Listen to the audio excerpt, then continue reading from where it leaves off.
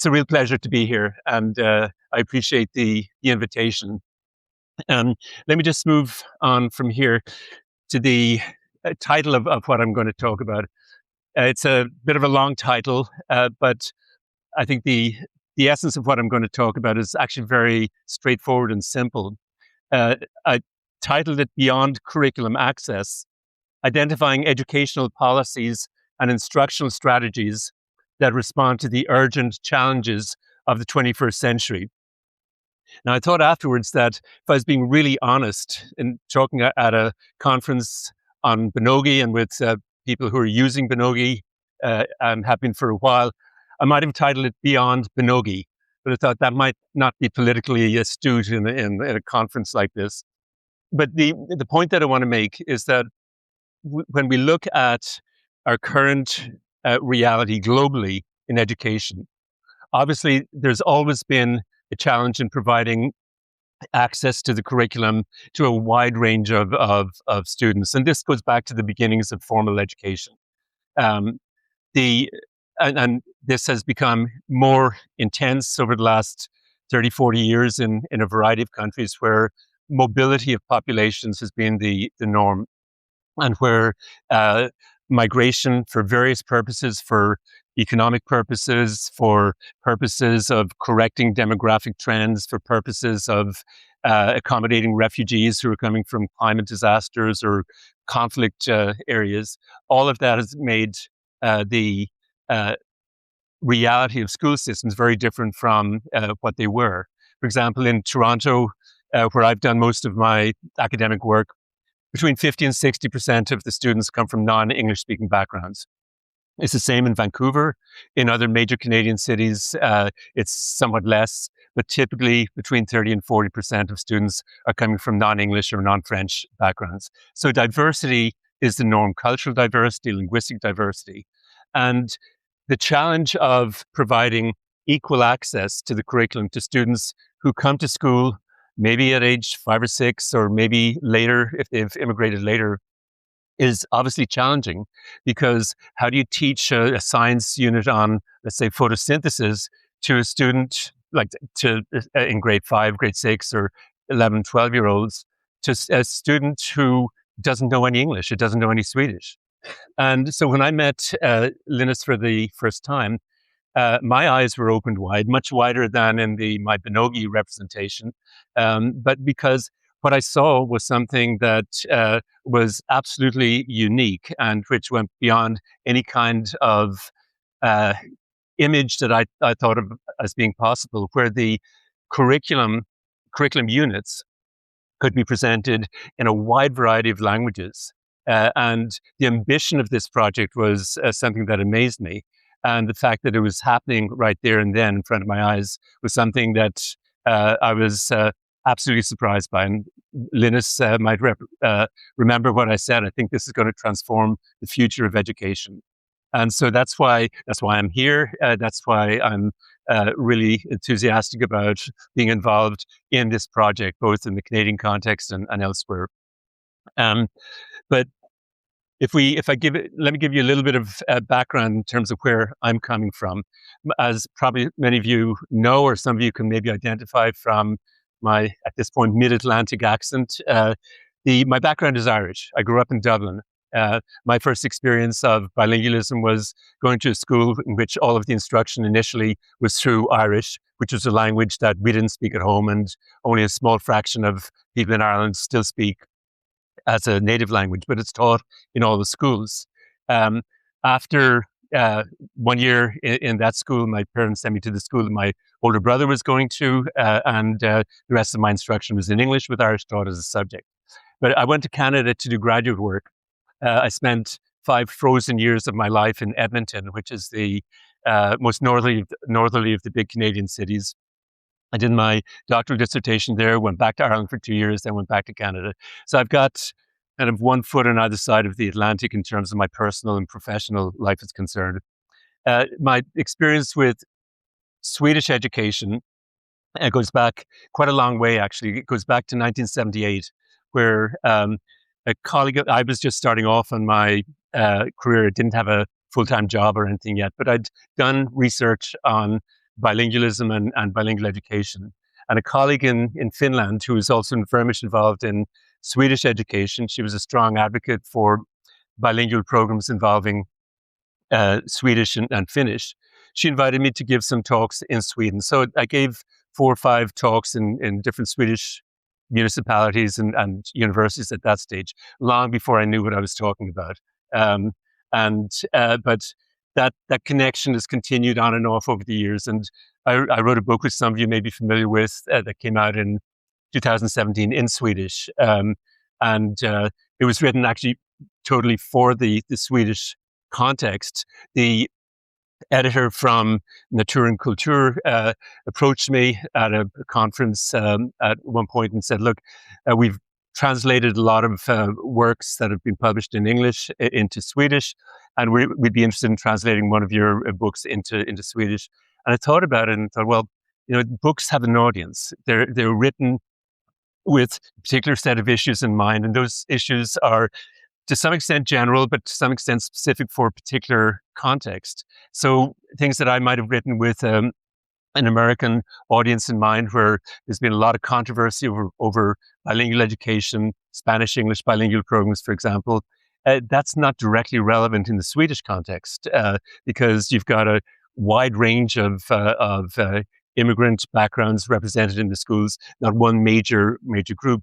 So as I said, let me just rewrite what I've written elsewhere with the Swedish context in mind. So that involved me talking with a lot of people, doing a lot of research into the Swedish context and refamiliarizing myself with it. So that book came out from there, and I would be the last person to claim any kind of extensive knowledge of Swedish education, but I do have some background in it. So let me give you a little bit of overview of what I want to try and say this afternoon. So basically, we're looking at a situation, a social situation, a global situation that in many respects is unique.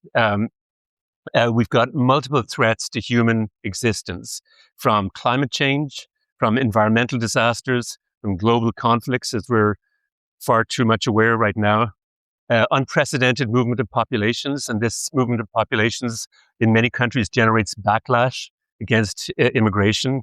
We see that certainly actively in the United States context right now.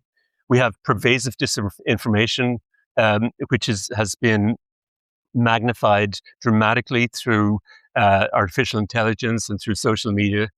And given this reality, we need to sit down and ask ourselves, what kind of education systems are required to prepare the next generation to resolve these threats? Because we certainly haven't been able to do it.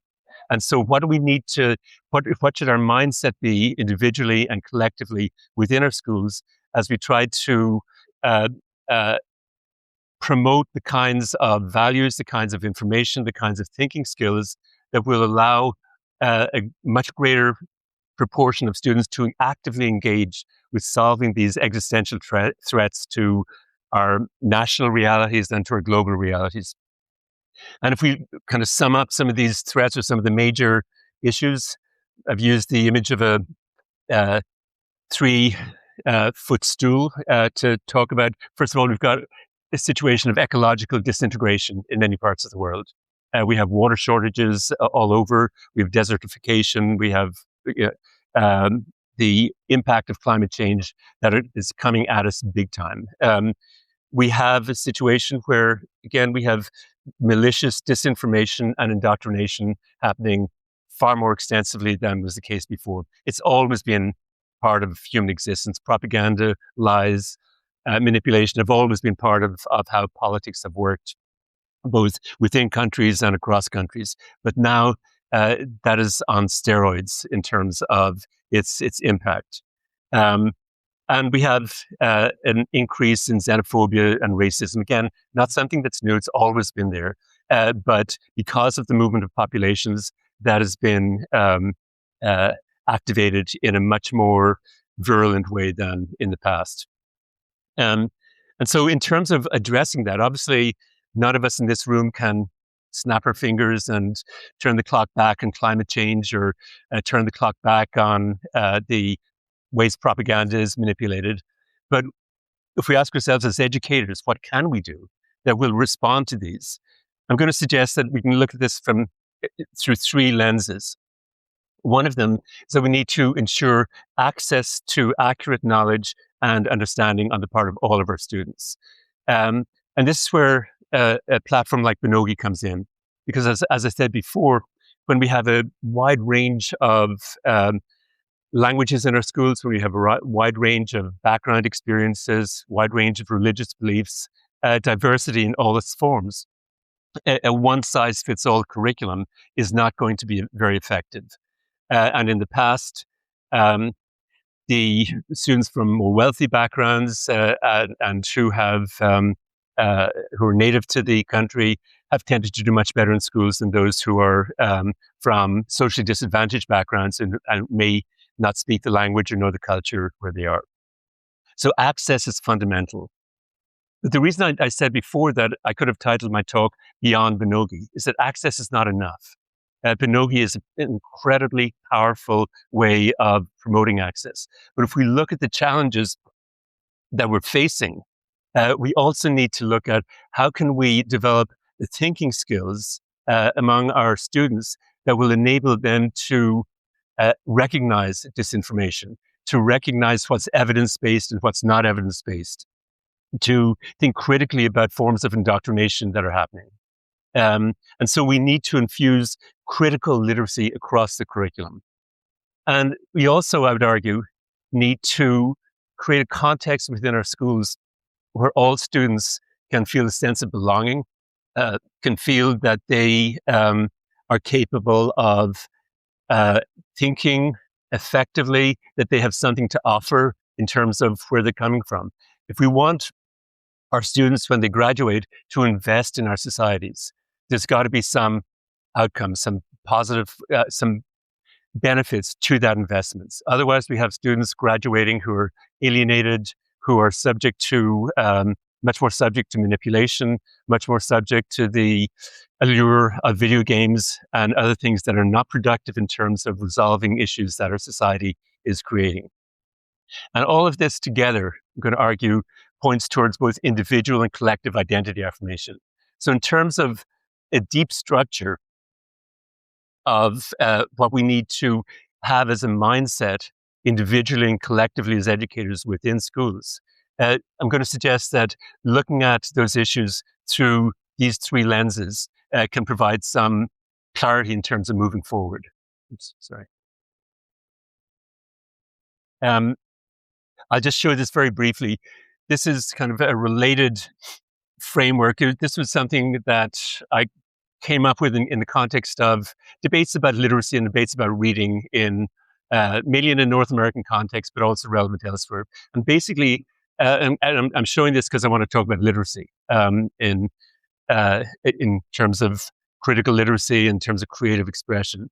But when we look at what's the kinds of things we need to be doing in school that are going to promote strong academic language and literacy development, we need to think initially in the early years of life, because the students who come to school already with a strong experience or basis in connecting with books, connecting with talking about ideas in books, are going to do much better academically than those who have very little of that impact. So what's happening in preschools, what's happening in homes in terms of socializing students into books is fundamental. I'm not going to say anything more about that. I think that's something that many of us have experienced in our own lives and with our children.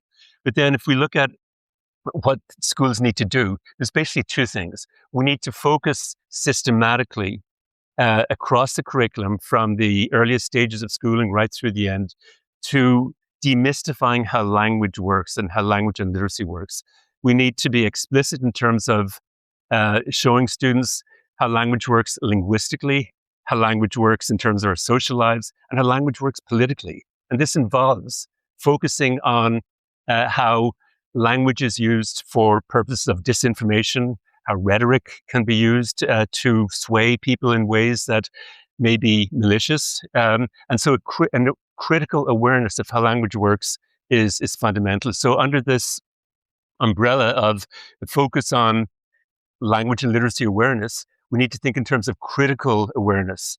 and also need to look at values and the way different languages are valued in our society, and how some languages are seen and some varieties of language are devalued, others are elevated. But that's one side of the coin. The other side is we need to focus on engagement, active engagement with literacy.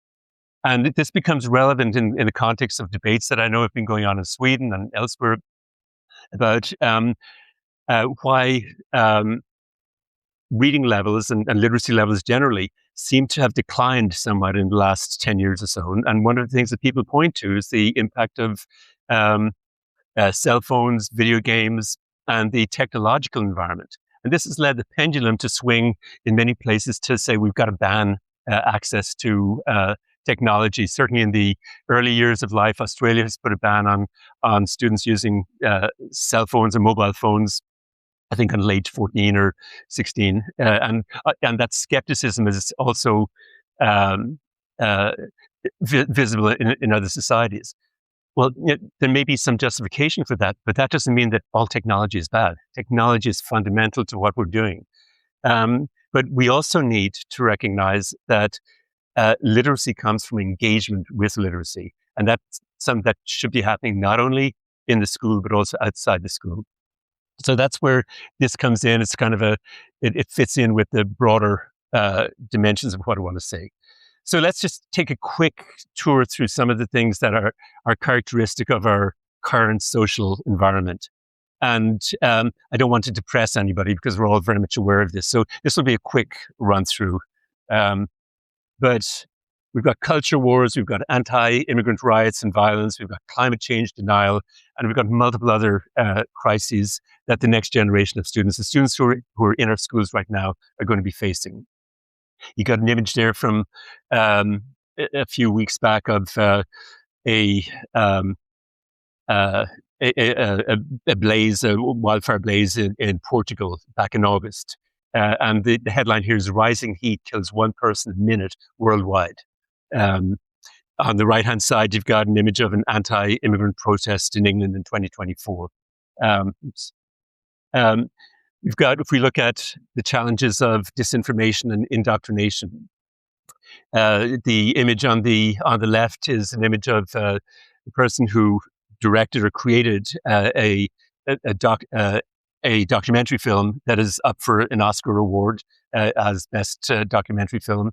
It's called Mr. Nobody Against Putin. He was a teacher in a school in Russia who surreptitiously photographed and videoed what was going on in the school, and basically focusing on the explicit indoctrination that was happening in Russian schools right now in support of the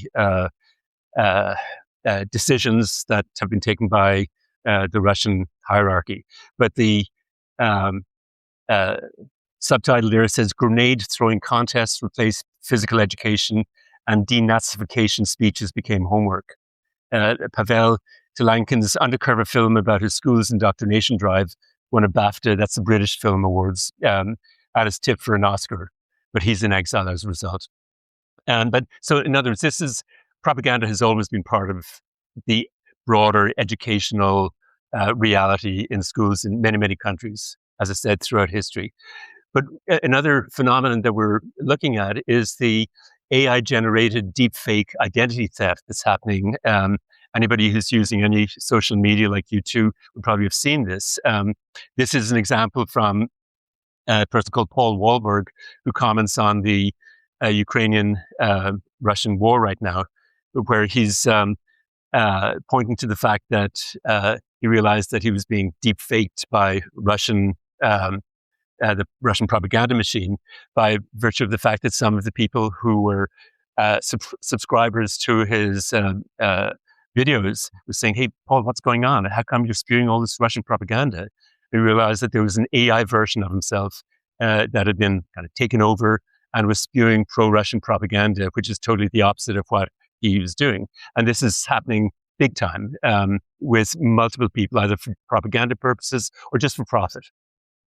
And then we have Elon Musk's AI version Grok, which I'm sure many of you have seen reports of how Grok has gone out of control in terms of Nazi-type propaganda.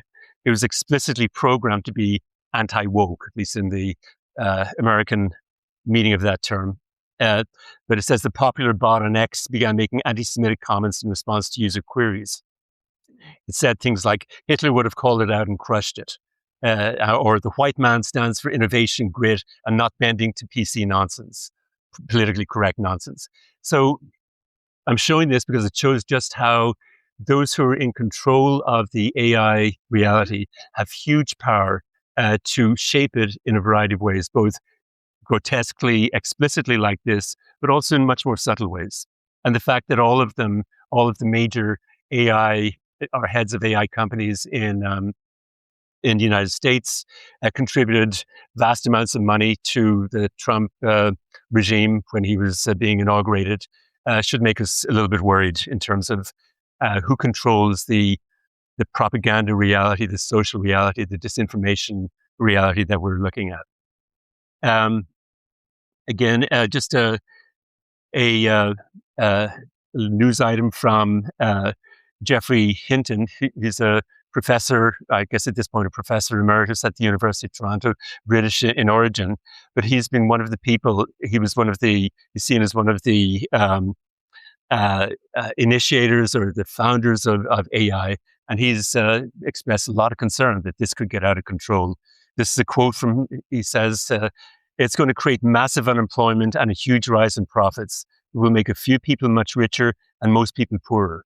That's not AI's fault. That's the capitalist system. So if we look at all of this and ask ourselves, what are the implications of this for education? We're working with individual students. We're working with classes of 20 to 25 students or sometimes more. What should we be doing? What should our individual and collective mindset be in the school so that we're actually educating students for the reality that we have? So if you just step back a little bit to like a reality check, this is not new from one point of view. In education systems around the world, access to educational opportunity has never been equal. Curricula have always been sanitized, and creative expression has typically been suppressed rather than promoted. I know there's all kinds of exceptions to this, but I think that is probably a valid statement in general. If we look at sanitization of curricula, if we look at the Canadian example, our children who are now in their 30s, when they were going through school, they never heard anything about the experience of Indigenous communities across Canada over the last 150 years in residential schools. They heard nothing about the physical abuse, sexual abuse, etc., that were in these schools, government-sanctioned schools run by religious orders. This is totally sanitized from the curriculum. That's begun to change over the last 15 or so years. But it's an example that even countries that are generally benign or relatively benign in terms of their cultural orientation and their multicultural policies do not like all of their dirty linen being exposed in the education system. So if we look at the data, so the PISA data, the OECD PISA data has shown repeatedly that socially disadvantaged students, immigrant background students, and students from minoritized communities experience less access to educational opportunity. Across all of the PISA studies over the last 25 years, these three groups have performed at a much lower level, significantly lower level than the norm in the vast majority of countries around the world. And secondly, schools are organized to reflect and promote the values of the societies that fund them. Okay, that's not surprising. But in practice, what this means is that the schools serve the interests and values of dominant groups in the society. So schools are embedded in the power relations that exist in the society. And so a focus on critical literacy attempts to uncover and make these power relations visible. And that's one of the reasons why we don't see that much of it in many schools. And then if we look at the third element in terms of creative expression, schools are evaluated on the basis of how well they transmit the curriculum. This focus typically leaves little space for promoting creative expression, particularly for low-achieving students, and particularly for students who may be learning the school language. the mindset in countries like Canada and the United States and many other countries when it has come to students from immigrant backgrounds is that, yeah, we believe in inquiry approaches. We believe in having students develop their minds and be creative. But these students can't do it. They don't know English, or they don't know Swedish, or they don't know whatever the language might be. When they've acquired enough knowledge of the language, then they can do the good stuff. Then they can get involved in inquiry. And that mindset means that you're focusing on fixing students before they can get into the kind of critical literacy, the kind of creative expression that we might promote with students who are normal in our implicit mindset. Let me just to give you a quote that I've come back to a lot over the last 30 years. Probably none of you have heard of James Moffat. Probably very few educators in Canada have heard of him at this point. But he was an American educator. He wrote a number of textbooks. And this is just a book that was published, I forget exactly what year, but I think back in the 90s, talking about his influence. But there's a quote that he has come up, he wrote in one of his articles that I think goes right to the core of what we're facing, the challenges that we're facing in terms of any focus on critical literacy in our schools.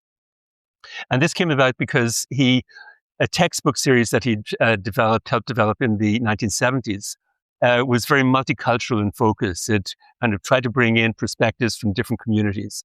And it generated a huge backlash in Appalachian communities in the United States. These are quite high poverty communities, rural communities, and they didn't want to have any of this multicultural nonsense. And so he wrote this article in response to that experience. He says, literacy is dangerous and has always been so regarded. It naturally breaks down barriers of time, space, and culture.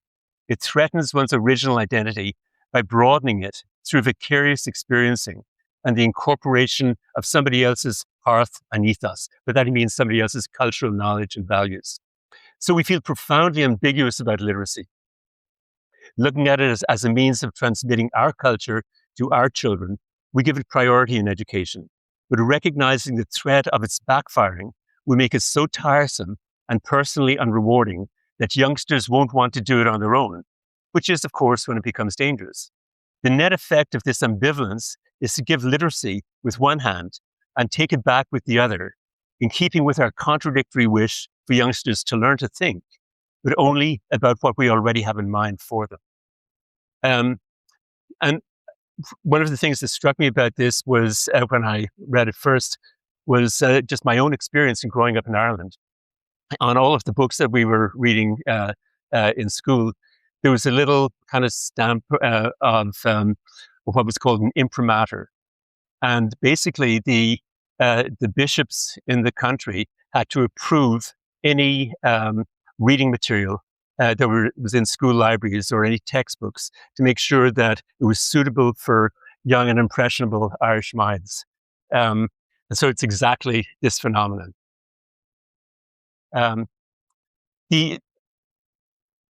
A researcher called Donaldo Macedo, I think, in the title of an article he wrote back in 1993. So we're going back a long way, long before AI was there, long before there was massive amounts of immigration in many countries.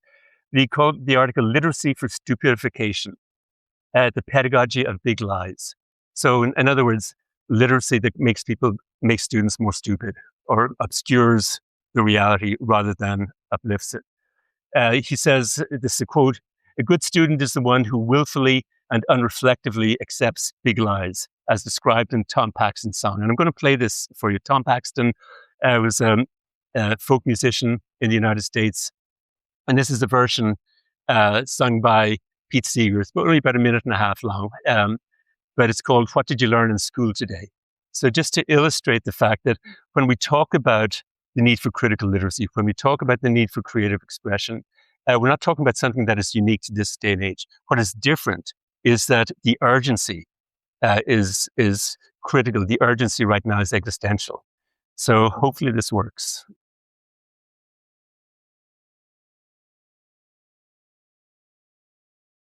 What did you learn in school today, dear little boy of mine?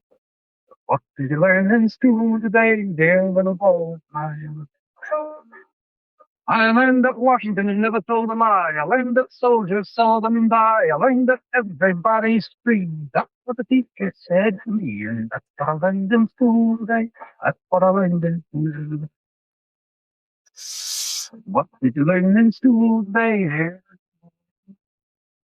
Did you learn in school today, dear little boy of mine? I learned that policemen are my friends. I learned that justice never ends. I learned that murderers die for the crime. These little victims like them mine. That's what I learned in school today. That's what I learned in school today.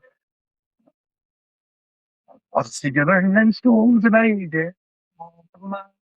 What did you learn in school today, dear little boy of mine? I learned that our government must be strong. It's always right and never wrong. Our leaders are the finest men, and we elect them again and again. That's what I learned in school today. That's what I learned in school. What did you learn in school today, dear boy of mine? What did you learn in school today, dear boy of mine? I learned that war is not unfair. I learned about the great ones we have had before in Germany and in France, and someday I might get my chance. And that's what I learned in school today. That's what I learned in school.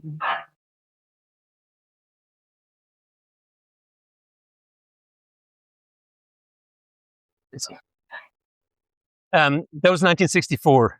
I think we can see just how relevant it is today. If you think about the United States, if you think about Russia, and a wide variety of countries in between, a lot of that can be transmitted right into this year. So how do we move forward in relation to this?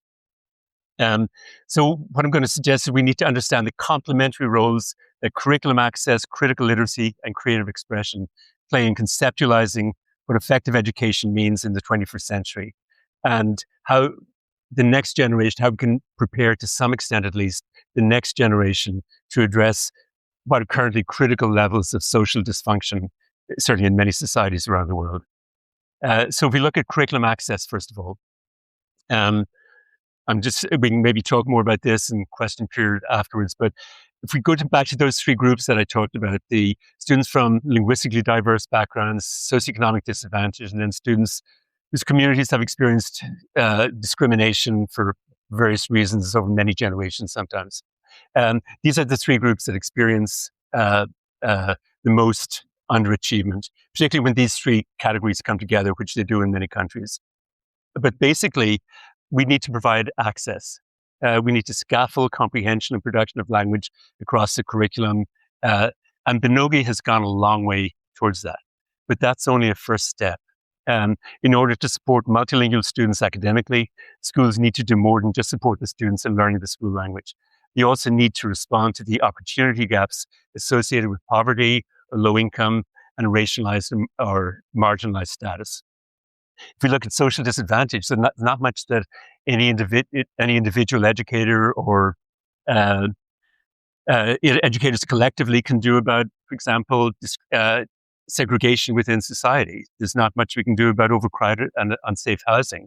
Obviously, this will vary. Things like this are much more prominent in the United States, for example, than they might be in Scandinavian countries. But one thing we can do a lot about when it comes to students coming from socially disadvantaged backgrounds is that these kids in their homes typically have much less access to literacy, much less access to books than students from more advantaged backgrounds, partly because their parents may be from immigrant backgrounds, they can't get books in their home languages, they don't have money to buy books, etc. So part of the way forward is immersing students in a literacy-rich environment where they're immersed with books and talking about books and discussing books from the very early stages of schooling. If we look at students from marginalized status, all of the what are called opportunity gaps here, the precursors of educational disadvantage like negative societal stereotypes, discrimination, etc. All of that amounts to a process of identity devaluation, which is which has historically been worked out, been transacted in the direct interactions between educators and students in schools. If we want to challenge that, we need to focus on identity affirmation. Okay, so let's look at some of the ways in which we might do that. If we look at Binogi, and it's a technology platform that goes beyond anything that I've ever seen in terms of providing curriculum access to newcomer students through multilingual instruction. This is a colleague of mine or colleagues of mine in Toronto have been working with Binogi for a number of years. And we did a pilot study with students from grade 6, so 12-year-old students. And this is just one reaction from, I think the student was from an Arabic-speaking background. What he said is, what I like about Binogi is that they have characters, so it won't be boring. Okay. I also like how Binogi has varieties of different languages, so many people can learn math with whatever language they're comfortable with. So Binogi takes a huge step forward in terms of providing access. And, it shows what technology can accomplish. But I know that in Sweden and in other countries, there's, as I said, there's been this debate going on about, is technology a good thing or a bad thing? Should we kind of keep it out of schools because it's damaging kids and kids are getting addicted to use of cell phones and video games and stuff? Well, if we just take a quick look at what the research is saying, there was an OECD report, which Maria was kind enough to share with me on the Swedish PISA results. And what they found was that in comparison with the OECD average, the time that Swedish students spend using digital resources for learning is associated with larger increases in performance. This may indicate that Swedish schools make more effective use of digital technologies than other education systems. So that's good. But on the potential negative side, the time, and these are quotes, the time that students spend using digital resources for specific leisure activities during weekdays and weekends is significantly negative associated with their performance. So in other words, it's not going to help kids if they're spending a lot of time outside of school playing video games or into social media. But technology can be a powerful force for achievement within schools. If we look at the second point that comes from research, this is a study that just came out a couple of weeks ago. Well, it came out, I guess, in late 2025. But it basically highlights the fact that excessive screen time at the preschool and early grades of primary school can be problematic. And one of the reasons for that, I would argue, is it takes time away from active engagement with books. But they found researchers at the Hospital for Sick Children and St. Michael's Hospital, both of which are hospitals in Toronto, followed more than 3,000 children from 2008 to 2023, and found that greater screen exposure before the age of 8 was associated with lower reading and math scores. Each additional hour of daily screen time was associated with a 9 to 10% lower likelihood of achieving higher academic levels in grade 3 reading and mathematics. So again, we need to think clearly about what's important in terms of developing students' brains. And then there's a small study that colleagues of mine and I did a number of years ago, where we were looking at the impact of providing access to literacy through electronic text versus regular hard copy text. And the platform that we were using and I'd helped develop was one that provided direct access to dictionary support, and the system memorized all of the words that students looked up, and then provided a variety of exercises focused on those words. And in the hard copy environment, students just looked up the dictionaries. And what we found was that the electronic environment was much more user-friendly in terms of ease of lookup for obvious reasons. And students looked up a lot more words because they could just click on it and they immediately got the dictionary support. But when we looked at the impact of on vocabulary knowledge, both immediate after they'd done the intervention and then later, a week later, we found that there wasn't any difference. And so what this suggests to me is that when we think about technology, we should put it into the context of a multimodal approach, because when students are looking up something, when they're writing down the word that they've looked up and writing down the meaning of it, either in the first language or in the school language, they're creating more neural pathways in their brain. And that can be just as effective as doing that automatically through the dictionary. And so if we put those two together, we're likely to get further. And again, that's something that we can talk about. Okay, if we look at critical literacy, I'm in the interest of time, I'm just going to skip this, but this is just the Ontario Ministry of Education's policy on critical literacy and critical thinking. And basically, what this is saying is that, critical literacy should be something that our schools are doing. Basically, what it's saying in this document is language and communication are never neutral. They're used to inform, entertain, persuade, and manipulate. And we need to enable students to read between the lines rather than just stay at the surface structure. And we need to explicitly help them to find evidence in the text for claims that are made or lack of evidence. Again, I'll skip this. If we go to creative expression, as I said before, the reason for focusing on this is that when students create something in their schools, in their classrooms, and they create something that gets positive feedback from the peers in the class, from teachers, from parents, maybe from a broader audience if they put it on the internet. This can be tremendously empowering. This can be tremendously affirming of their identities, affirming of their academic identities. They have something to say that people are interested in. And the term that colleagues of mine and I have used to talk about this is identity texts. And the point here is that in order to affirm students' identities, we need to enable them to do powerful things with language. And so identity texts refer to artifacts that students produce. They take ownership of these artifacts as a result of having invested their identities in them. So once what students have created are out there, once produced, they can be written, spoken, visual, musical, or combinations in multimodal form. They hold a mirror up to students in which their identities are reflected back in a positive light. And students invest their identities in creating these texts.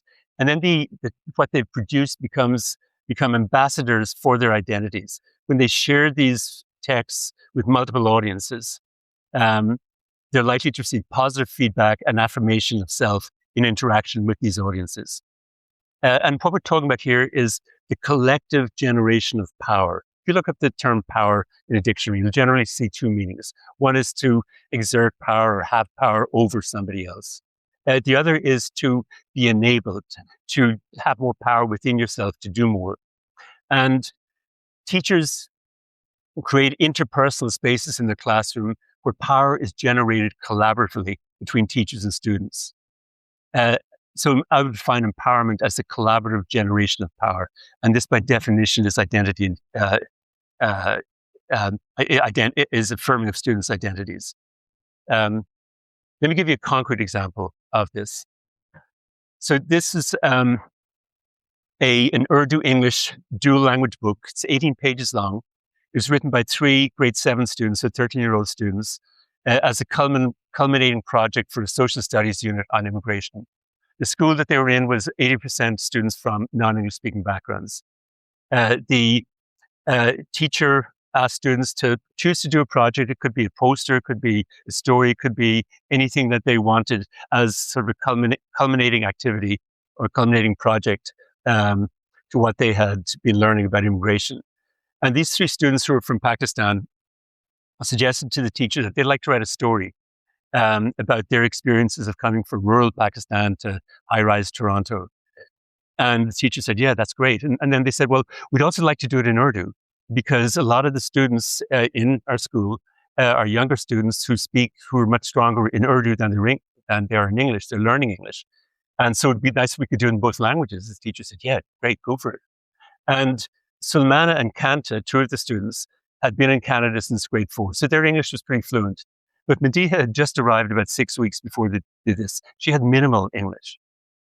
And if you think about Madiha in a typical class as a new immigrant, a project like this, a writing project, might get 2 or 3 painful sentences out of her in terms of what she could write in English.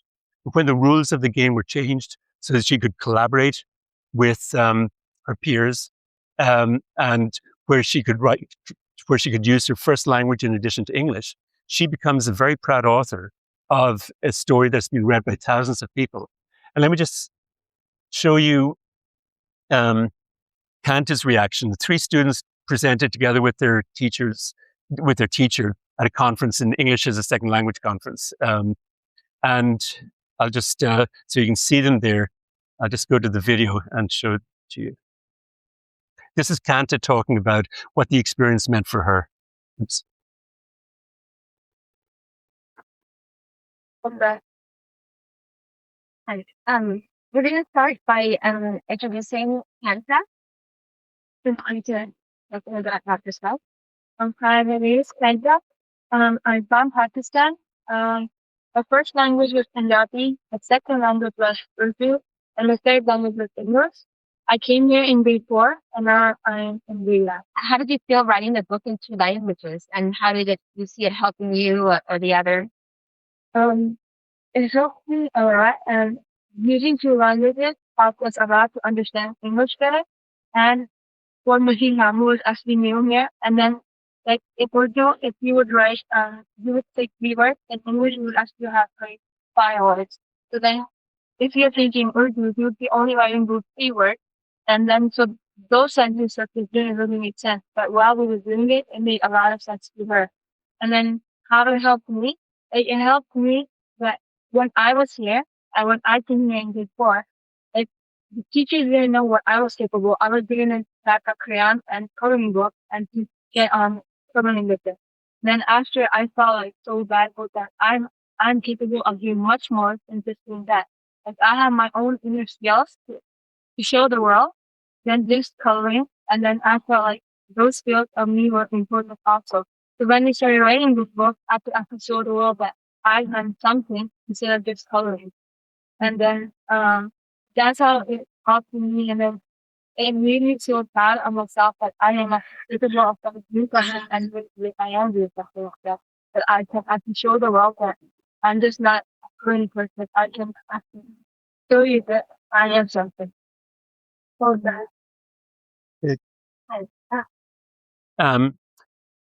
I think that highlights, just how powerful identity affirmation is, and how it's something that can be opened up within our classrooms or shut down. Media's perspective is also interesting. She says, "I'm proud of the new country because it is our story. Nobody else has written that story." And when we showed it to Miss Leone, she said it was really good. She said, "It's about your home country and family and Canada. It's all attached. That's so good." I like that because it means she cares about her family and her country, not just Canada. Because she cares about us, that makes us want to do more work. My parents were really happy to see that I was writing in both Urdu and English. My mother was happy because she knows that not everybody has that chance. I think you can see the way in which identities are being negotiated here. And that's crucial in terms of the extent to which students feel they have a stake in schooling and feel that they can make a contribution beyond school. Just one more example. This was an indigenous mini school within a high school. So the students, there was about 30 students in this program, and one of the and it was focused on kind of affirming indigenous perspectives and validating indigenous realities and identities. And one of the things they did in the school was bring in an indigenous artist, a person called Rennie Mishake, whom you see on the right-hand side. And the students created visual art. They responded to each other's artwork in terms of either writing something about it or, in Cassandra's case here, writing poetry.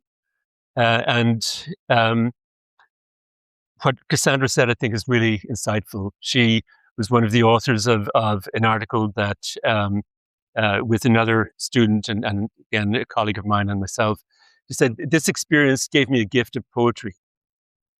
I started to develop a passion for poetry during this project. I didn't know I had this passion. Since this project, I've written and shared many pieces of poetry. Participating in this project was like hearing a collective voice telling me, 'We're proud of you, we care about you, you have a future. Being able to express my thoughts about who I am as an Ojibwe woman made me feel like I belonged and was connected to a larger community. She goes on to say, take away identity and what do you have? If you have a student that doesn't know who they are, you think they care about what goes on in the classroom. So just to wrap up, what we're looking at here in terms of our mindset that we bring into the classroom, that we act out in all of the interactions that are going on collectively within our schools, is the process of negotiating identities, where students are constantly getting messages from the instruction, from their interactions with the teacher and with other aspects of the school. They're getting messages about who they are and what they're capable of. So if we look at students from immigrant backgrounds, they're getting a message or they're not getting a message that they're capable of becoming bilingual and biliterate.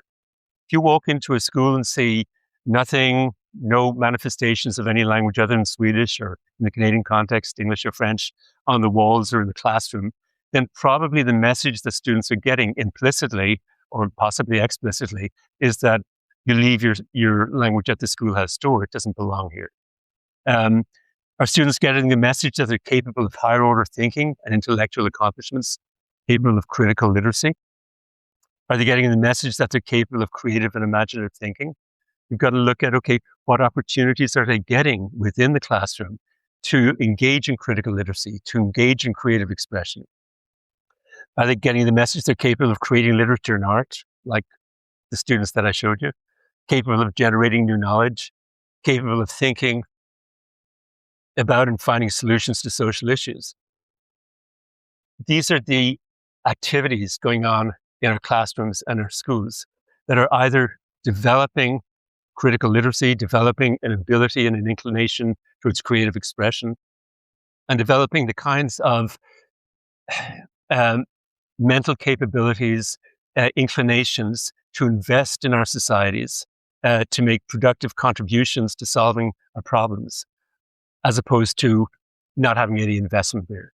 What we're doing in the school is vital to what students will graduate and bring into our societies. So just to wrap up, we've got choices. We can either focus on education for empowerment, understood as the collaborative creation of power, or we can focus on implicitly education for stupidification, which is what a lot of traditional education in a number of countries is actually doing. And the issues here are not that this reality is totally different in its essence compared to schools in the past. The issue is that there's an urgency at this point in time that wasn't there in the past. And the urgency literally relates to the existential status of humanity. It relates to the extent to which we produce students in our schools who are not capable of distinguishing disinformation from real information and who do not feel a sense of worthwhileness or belonging in their societies that will motivate them to really invest in making our societies better. Thank you.